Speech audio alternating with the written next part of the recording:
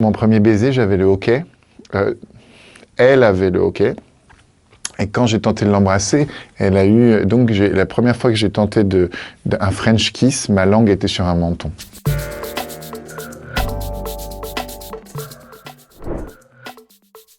Je suis né dans le Val d'Oise, dans le 95, dans la ville d'Épinay-sur-Seine, puis j'ai vécu à Montmorency et à Enghien-les-Bains. Voilà. Donc c'était mon enfance jusqu'à mes 10 ans, partagé aussi avec la ville de Chamonix, où une grande partie de ma famille vivait. Et donc j'ai passé du 9-5 au 7-4, de la Haute-Savoie au Val d'Oise. Le grand lieu de mon enfance et de mes souvenirs de joie d'enfance, c'est vraiment Chamonix. C'est vraiment, j'avais un grand-père chasseur alpin, une cousine monitrice de ski, ma mère qui a été dans l'équipe olympique de ski italienne. Donc j'avais une famille vraiment qui était accrochée à la montagne. Et qui m'a transmis cet amour-là quand j'étais enfant. Et puis, un des trucs les plus magiques quand t'es enfant, quand tu es à la montagne, c'est de passer au-dessus des nuages. T'as le monde sous les nuages, et puis, à une certaine altitude, le nuage peut être... Parfois, il y a des nuages bas, à 2005, à 3000, et tu passes au-dessus, et là, il fait beau. Et c'est une sensation de paradis. C'est-à-dire que tu fais partie de ces privilégiés qui ont la tête au-dessus des nuages. Et je trouve ça extrêmement poétique.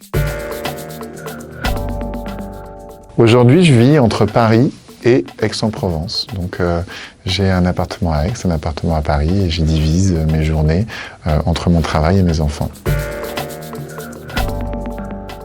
J'ai eu plusieurs premiers amours, parce qu'à chaque âge, il y a son premier amour, et l'amour, sa manière d'aimer évolue en fonction de l'âge. Mon premier amour de maternelle, à Enghien, justement, dans le bac à sable, où, pour lui dire que je l'aime, je lui ai envoyé du sable sur le visage, donc c'est l'expression de l'amour des garçons.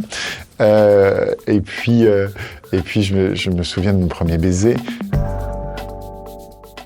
Donc mon premier baiser, c'était à Paris, c'était au Gaumont Opéra. Elle avait le hoquet, et quand j'ai tenté de l'embrasser, elle a eu... Donc, la première fois que j'ai tenté un French kiss, ma langue était sur un menton. Voilà. J'ai loupé la bouche à cause du hoquet.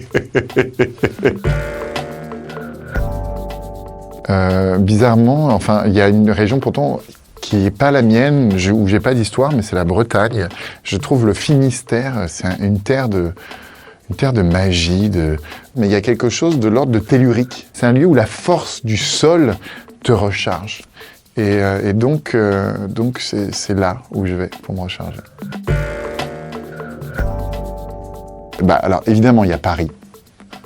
Paris qui est le plus beau parc d'attractions, le plus beau musée, le lieu le plus incroyable culinairement que je connaisse. C'est-à-dire tu peux passer ta vie entière à toujours découvrir une nouvelle rue, un nouveau sentiment, un nouvel esthétisme, une nouvelle ambiance.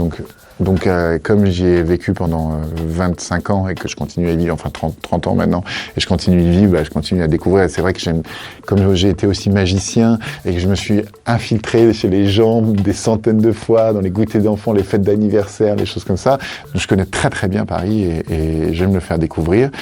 Et puis évidemment Chamonix, encore une fois, qui est pour moi c'est un des plus beaux panoramas au monde. C'est-à-dire que quand tu es à l'aiguille du Midi et que tu es là-haut et que tu as le sommet de l'Europe, du Mont Blanc et la vallée, il y a pas de panorama français qui me fasse vibrer autant que celui-là.